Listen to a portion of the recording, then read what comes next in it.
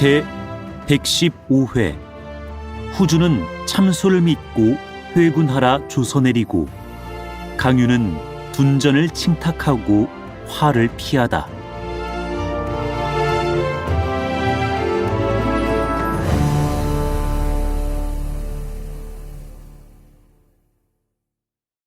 촉한 경의호 5년 10월에 대장군 강유는 사람을 보내서 밤도와 잔도를 수리하며 군량과 병장기를 정돈하고 또 한중의 수로에 선척들을 준비하여 모두 완비하자 표문을 올려서 후주에게 아뢰었다.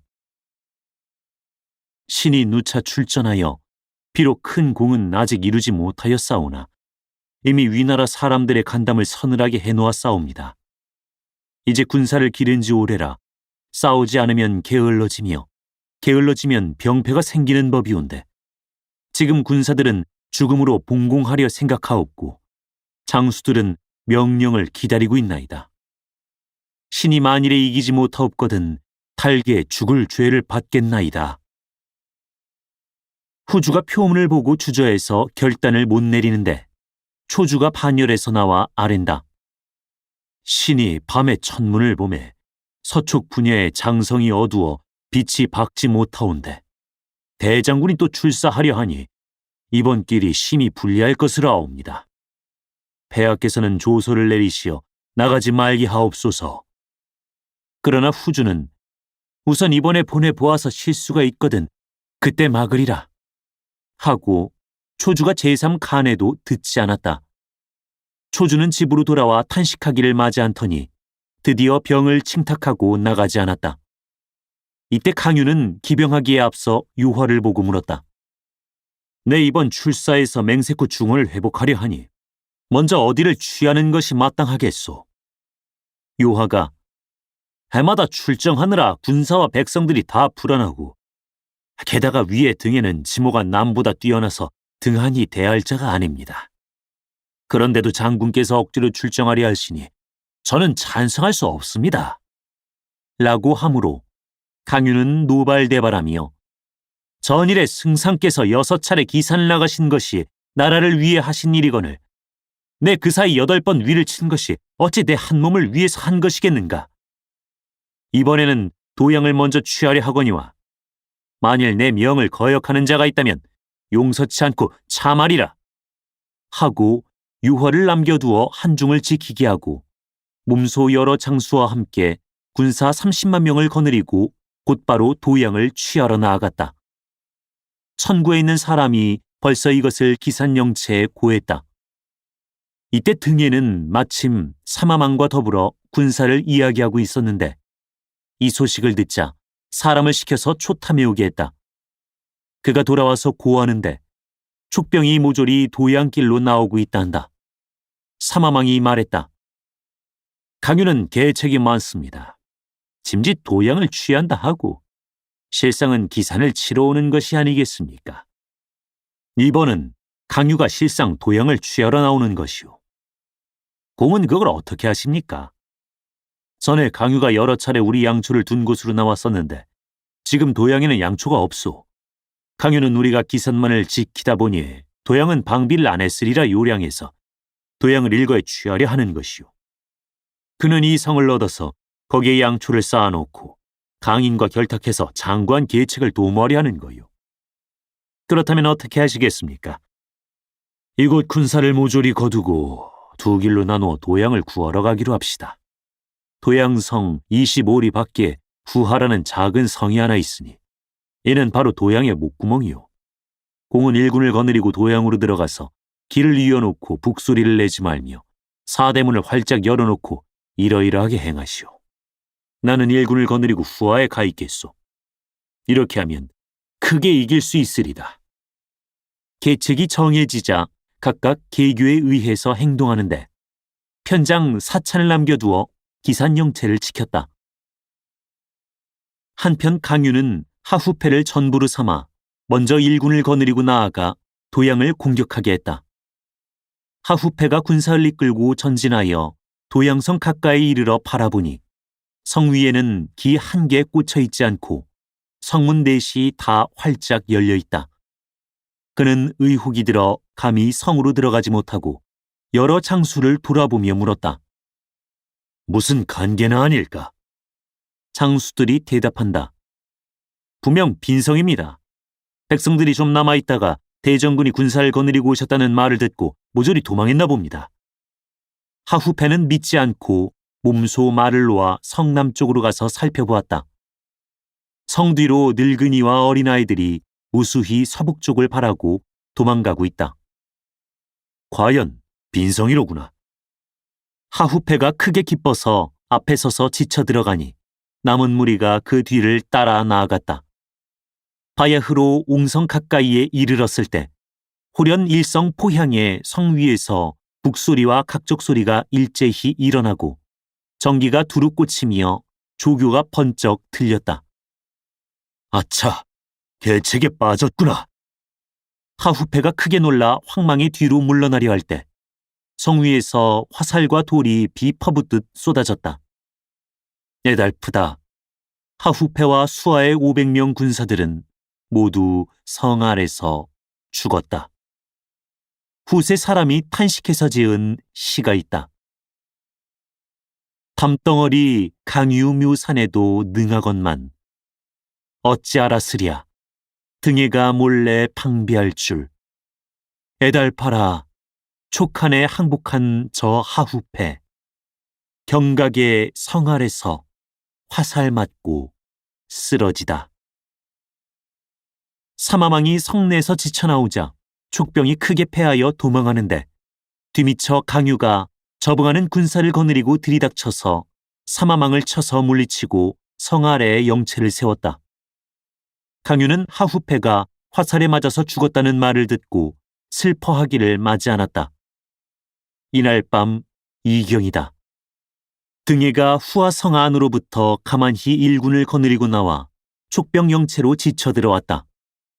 촉병이 일대 혼란에 빠진 것을 강유가 미처 수습하지 못했다. 이때 성 위에서 북소리와 각적 소리가 하늘을 뒤흔들더니 사마망이 군사를 거느리고 지쳐나와 양편에서 끼고 치는 통에 촉병은 크게 패했다. 강유는 좌충우돌하며 죽기로 싸워 겨우 벗어나 20여리를 물러나가서 진을 쳤다. 2번씩이나 패한 끝이라 촉병들 사이에 동요하는 빛이 보였다. 강유는 장수들을 보고 말했다. 승패는 병가 상사다. 근본에 비록 군사를 잃고 장수를 없앴으나 크게 근심할 것은 없다. 성패가 이번 한 번 싸움에 있으니 너희들은 시종 하나같이 하라. 만일에 물러가겠다고 말하는 자가 있으면 그 자리에서 참하리라. 이때 창익이 나서서 계책을 올렸다. 위병이 모두 이곳에 있으니 기산의 필연 비었을 것입니다. 장군은 군사를 정돈하여 등해와 싸우시면서 도양과 후하를 치시면 제가 일군을 거느리고 가서 기산을 취해오리다.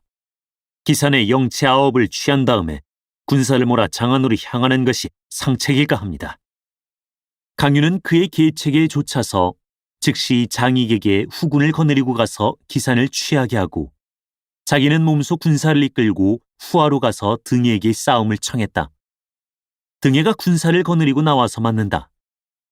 양군이 진을 치고 대하자 두 사람은 서로 어우러져 싸웠다.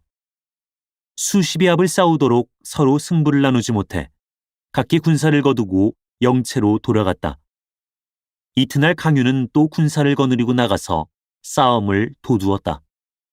그러나 등해가 군사를 머물게 하고 나오지 않아서 강유는 군사들을 시켜 욕질을 하게 했다. 등해는 가만히 생각했다. 촉병이 크게 패하고도 물러가지 않고 연일 와서 싸움을 도두는 것을 보니 필시 군사를 나누어 기산 영체를 엄습하려는 것이리라. 영체를 지키는 사찬이 군사도 많지 않고 지모도 적으니 필연 패할 것이다. 내 친히 가서 구해야겠다. 그는 아들 등충을 불러 명했다. 네, 조심해서 이곳을 지켜라. 적들이 마음대로 싸움을 도두게 두고 나가지 마라. 나는 오늘 밤에 군사를 거느리고 기산을 구하러 가겠다. 이날 밤 이경에 강유가 영체 안에서 계책을 생각하고 있으려니 호련 영체 밖에서 함성이 땅을 진동하고 북소리와 각적 소리가 하늘을 뒤흔드는데 사람이 고하기를 등이가 정병 3,000명을 거느리고 야전을 하러 왔다고 한다. 장수들은 싸우러 나가려고 했으나 강유는 함부로 동해서는 안 돼요 하고 만류했다. 등해가 군사를 거느리고 촉병 영체 앞까지 와서 한 차례 초탐하고 그 김에 승세하여 기산을 구하러 간 것이다. 등충은 성으로 돌아갔다. 강유도 장수들을 불러놓고 등해가 짐짓 야전하러 온 채하고는 필연 기산 영체를 구하러 갔을 것이오 하고 부첨을 불러 분부하되 그대는 이 영체를 지키되 경솔히 대적하지 마라 하고 스스로 3,000명을 거느리고 장익을 도우러 갔다. 한편 장익은 기산에 이르러 위병 영체를 치고 있었다. 영체를 지키고 있는 장수 사찬이 군사가 적어서 지탱하지 못했다. 거의 전부 함몰하려 하는데 호련 등해가 군사를 거느리고 들이닥쳐서 한판 크게 몰아치니 촉병이 크게 패했다. 등해는 장익을 산 뒤로 몰아넣고 그의 돌아갈 길을 끊었다. 장익이 한창 위급할 즈음 호련 함성이 크게 진동하고 북소리와 각적 소리가 하늘을 뒤흔들더니 위병이 분분히 뒤로 물러나가고 좌우에서 대장군 강백약이 세차게 달려오십니다 하고 고한다. 장익은 이 기세를 타서 군사를 몰아 공격을 가했다. 양편에서 끼고쳐서 등해는 이 싸움에서 크게 패하고 급히 퇴군해 기산영체 안으로 들어가서 나오지 않으니 강유는 군사들에게 사면을 에워싸고 치게 한다. 이야기는 두 머리로 나뉜다. 이때 성도에서는 후주가 환관 황후의 말을 믿으며 또 주색에 빠져서 정사를 다스리지 않았다. 당시 대신 유염에 처인 호씨가 절색이었는데 궁중에 들어가 황후에게 조현했더니 황후가 그를 궁중에 머물게 하여 한 달 만에야 나왔다. 유염은 아내가 후주와 사통한 줄로 의심해서 상하군사 500명을 불러 앞에 늘어세운 다음에 아내를 결박하여 끌어내 군사마다 신짝으로 그 얼굴을 수십 대씩 때리게 했다. 호씨는 거의 다 죽었다가 다시 살아났다. 후주가 듣고 대로하여 법을 맡은 관원에게 유염의 죄를 의논하게 했다. 관원들은 군사란 아내를 매질할 자격이 없으며 얼굴은 형벌을 받는 자리가 아니니 마땅히 저자에 내어 참해야 한다 하고 사형을 결정한 결안을 꾸며냈다. 그리하여 유염은 참을 당했다. 이 일이 있은 뒤로 명부들은 일체 궁중에 들어오지 못하게 했으나 한때 관료들 가운데는 후주의 황음무도한 것에 대해서 의심하고 원망하는 자들이 많이 있었다. 이에 어진 사람은 점점 물러가고 소인들이 날로 많아졌다. 이때 우장군 여무는 몸에 털끝만한 공로도 없으면서 오직 황후에게 아부해서 그렇듯 높은 자기를 얻었던 것인데 강유가 기산에서 군사를 통령하고 있다는 말을 듣자 황후를 달래서 후주에게 강유는 여러 차례 싸웠사오나 아무 전공이 없사오니 여무를 대신하게 하심이 어떨까 하나이다 하고 상주했다.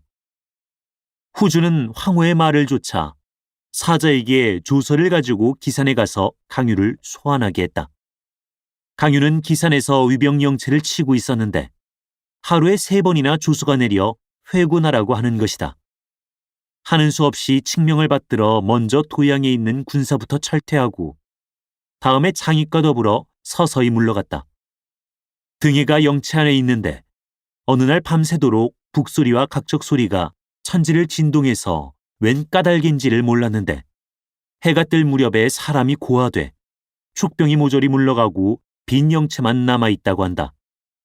그러나 등해는 혹시 무슨 계책이 있지는 않은가 의심해서 감히 뒤를 쫓지 못했다. 강유는 바로 한중으로 돌아가 군사를 멈춰 놓고 사신과 함께 후주를 뵈러 성도로 들어갔다. 그러나 후주는 연이어 열흘을 두고 조회를 열지 않았다. 강유는 의아해했는데 이날 동화문에 이르러 비서랑 극정을 만나서 천자께서 유로 하여금 회군하게 하신 까닭을 공은 혹시 아시는지요? 하고 물었다. 극정이 웃으면서 대장군은 어찌하여 아직도 모르고 계십니까? 황후가 영우에게 공을 세우게 하려고 천자께 상주하여 칙지로 장군을 소환하게 한 것인데 이제 등이가 용병에 능하다는 말을 듣고 그로 인해 이 일이 중지되고 만 것입니다. 하고 알려준다. 강유가 대로하여 내 이 내시놈을 죽이고야 말겠다 하고 말하니 극정이 급히 만류하며 대장군이 무후에 하시던 일을 계승하시어 그 소임이 크고 직책이 중하신데 어찌 이를 경솔히 하려 하십니까? 만일에 천자께서 용납하지 않으신다면 도리어 일이 아름답지 못하게 되오리다 하고 일러준다. 강유는 듣고 나자 선생의 말씀이 옳소이다 하고 그에게 살해했다. 이튿날 후주가 황후와 더불어 후원에서 술자리를 벌이고 있을 때 강유는 두어 사람을 데리고 그리로 들어갔다. 누가 있다가 재빨리 황후에게 일러주어서 황후는 급히 호산 뒤로 몸을 피했다. 강유는 정자 아래 이르러 후주에게 절하고 울며 아뢰었다. 신이 등해를 기산에서 포위하고 있는 중에 폐하께서 연이어 조서를 3번 내리셔서 신더러 회주하라 하셨으니 폐하께서 어인 일로 그러셨는지 알지 못하겠나이다. 후주는 무견히 아무 말을 안 한다. 황후가 간교하여 나라 권세를 제 마음대로 하는 것이 꼭 영제 때의 십상시라. 폐하께서 가까이는 장양을 보시고 멀리는 조고를 보시옵소서. 빨리 이자를 죽이시면 조정이 자연히 태평하고 중원을 회복할 수 있을까 하나이다. 후주는 웃었다. 황후는 심부름하는 작은 신하에 불과하니 설사 큰 권세를 주더라도 하지 못하리라. 전일에 동윤이 매양 황후에게 몹시 한을 품었기로 심히 심히 괴이하게 여겼거니와 경까지도 구태여 개의할 것이 무엇이겠는가. 강유는 머리를 조아리며 다시 아뢰었다. 폐하께서 오늘 황후를 죽이지 않으시면 화가 머지 않을 것이옵니다. 사랑하는 이는 그 살기를 바라고 미워하는 이는 그 죽기를 바란다라고 하는데 경은 어찌하여 일개 환관을 용납하지 못하는가 하고 후주는 근시를 시켜 호산 뒤에 가서 황후를 불러내 정자 아래로 오게 해 강유에게 빌게 했다. 황후는 절하고 울며 소인이 이제부터는 성상을 모실 뿐이지 나라 정사에는 참견하지 않겠사오니 장군께서는 외인의 말을 듣지 마시고 소인을 죽이려 마십시오. 소인의 목숨이 장군에게 달렸사오니 부디 장군께서는 어여삐 여겨주사이다 하며 말을 마치고 머리를 조아리며 눈물을 흘렸다. 강유는 분개하며 물러나와 그 길로 극정에게 가서 이 일을 자세히 이야기했다. 극정이 듣고 나더니 한마디 일깨워준다. 장군의 화가 머지 않았소이다. 장군에게 위태하신 일이 생기면 국가도 망하고 마오리다. 선생은 부디 내게 보국가 안신할 계책을 가르쳐 주시오. 농서에 답중이란 곳이 있는데 땅이 아주 기름집니다. 장군은 천자께 무후에 둔전하던 일을 본받으려 합니다 하며 아뢰고 답중에 가셔서 둔전을 하십시오. 그러면 첫째는 보리를 거두어 군량을 보탤 수 있고 둘째는 가히 농서의 여러 호를 도모할 수 있으며 셋째는 위나라 사람들이 감히 한중을 바라보지 못할 것이요 넷째는 장군이 밖에서 병권을 장악하고 계심에 남이 능히 도모하지 못할 것이라 가히 화를 피할 수 있습니다. 이것이 바로 국가를 보존하며 일신을 편안히 하는 계책입니다. 장군은 빨리 그렇게 하시는 것이 좋겠소이다. 선생은 참으로 금옥 같은 말씀을 해주셨소이다. 강유는 크게 기뻐하며 그에게 살해하고 이튿날 후주에게 표문을 올려 답중에 둔전해서 무후의 일을 본받고자 함을 아뢰니 후주가 이를 윤허한다. 강유는 한중으로 돌아가 여러 장수를 모아놓고 내 여러 차례 출사했으나 양초가 부족하여 번번이 성공하지 못했던 것이요. 이제 내 군사 8만 명을 거느리고 답중에 가서 보리를 심어 둔전하며 서서히 출전하려 하오. 장군들은 그간 오래 싸우느라 수고들이 많았으니 이제 군사를 수습하고 양초를 모아 한중을 지키도록 하오. 유병이 천리의 양초를 나르느라고 험산을 지나며 줄령을 넘나드니 자연히 그 형세가 약해질 것이오. 형세가 약해지면 반드시 물러갈 것이라. 그때 적의 허한 틈을 타서 뒤를 엄습하면 이기지 않을 법이 없으리다. 하고 드디어 호재가 한수성을, 왕함이 낙성을, 장빈이 한성을 지키게 하고 장서와 부첨은 각처의 관문과 애구를 함께 지키게 했다. 다 보내고 나자 강유는 몸소 군사 8만 명을 거느리고 답중으로 가서 보리를 심으며 장구한 계책을 취했다.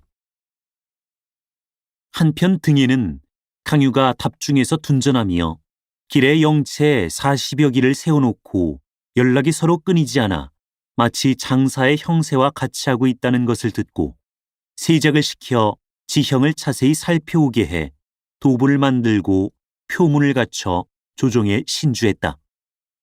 진공 사마소가 보고 크게 노하여 강유가 여러 차례 중언을 범했건만 초멸하지 못했으니 이는 내 신복지환이로다. 라고 하니 가충이 말한다.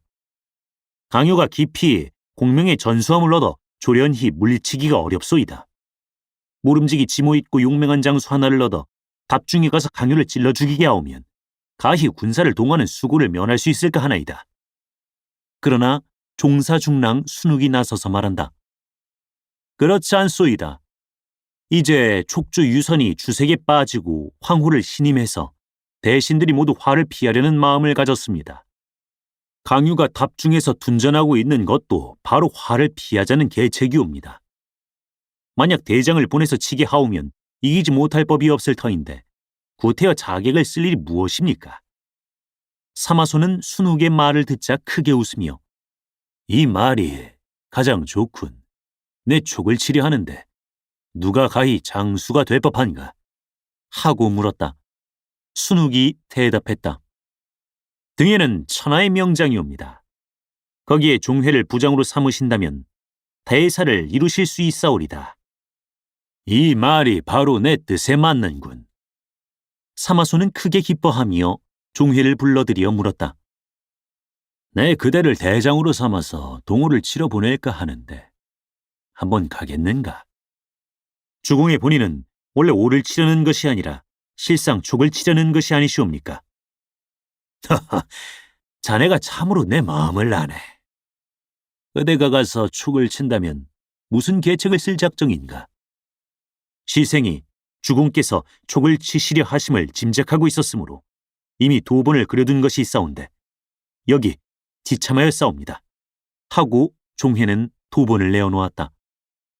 사마소가 펴놓고 보니 지도에 영치를 세울 곳, 양초를 쌓아둘 자리, 어디로 해서 나아가고 어디로 해서 물러나고 할 것이 자세히 쓰여 있는데 그 하나하나가 모두 법도가 있었다. 보고 나서 사마소는 크게 기뻐했다. 참으로 훌륭한 장수로고 자네 등에와 군사를 합해서 촉을 취하는 것이 어떻겠나. 촉천이 땅이 넓어서 한 길로만 나아갈 것이 아니오니 마땅히 등에와 군사를 나누어 각각 나아가는 것이 좋을 줄 아옵니다.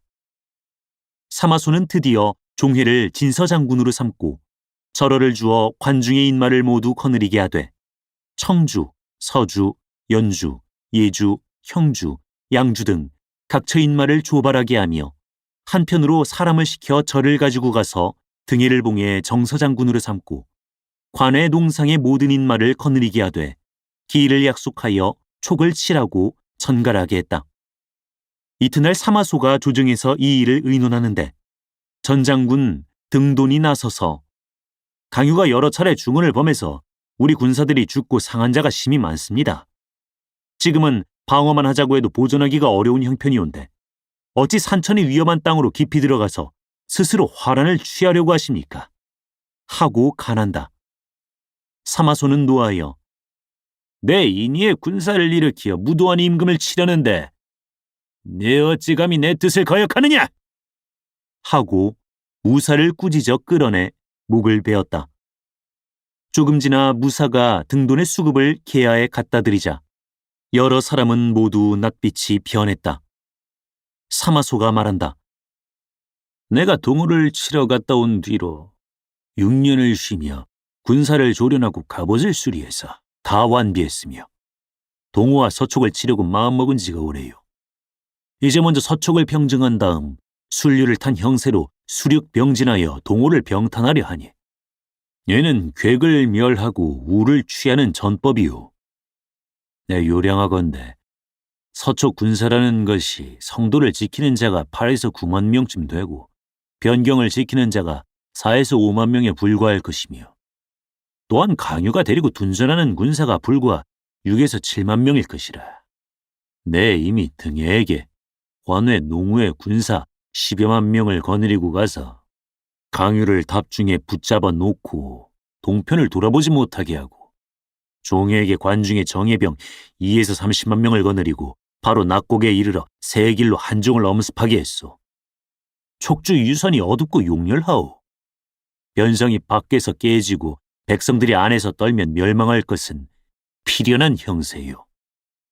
그 말에 모두 배북했다. 한편 종회가 진서장군의 인을 받고 군사를 일으켜 촉을 치는데 혹시 기모가 누설될까 저하여 동호를 친다는 이름을 내걸고 청주, 연주, 예주, 형주, 양주 등 5지방에 영을 내려 각각 큰 배를 만들고 또한 당자를 등주와 내주 등 해변 고을로 보내서 해선들을 모아놓았다. 사마소가 그 뜻을 알 수 없어서 종회를 불러 물었다. 그대는 육로로 서철을 취할 것인데 배는 무엇을 하려는 것인가? 촉에서 만약 우리 군사가 크게 나온다는 말을 들으면 반드시 동호의 구원을 청할 것입니다. 먼저 소문을 퍼뜨려 놓고 동호를 칠 형세를 보이면 동호에서 필연 망령되이 동하지 못할 것이요. 1년 안으로 촉이 망하면 배가 다 될 것입니다. 그때 오를 치면 일이 순조롭지 않겠사옵니까? 사마소는 크게 기뻐하며 나를 가려서 출사하게 했다. 때는 위나라 경원 4년 7월 초 3일이다. 종이가 출사하니 사마소는 그를 성박 십리까지 나가 바래다 주고 돌아왔는데 서조연 소제가 가만히 사마소를 보고 주공께서 종회에게 10만 병사를 거느려 촉을 치게 하시거니와 저희 어리석은 생각에는 종회가 뜻이 크고 포부가 크니 그에게 대권을 장악하게 하셔서는 아니 될 줄 아렵니다. 하고 말한다. 사마소가 내 어찌 그것을 모르겠소. 하고 웃는다. 주공께서 이미 알고 계시면 어찌하여 사람을 시켜 그 직책을 함께 맡게 아니하십니까? 하고 물었으나 사마소가 한두 마디 말로 소제의 의혹을 풀어버린다. 바야흐로 군사를 몰아 적을 치려 하는 날 벌써 장군이 발호할 줄을 알았구나. 대체 그 말이란 어떠한 것인고? 다음 회를 보라. 사단법인 올제 제작, 낭독 공준호, 번역 연변인민출판 삼국지 번역팀.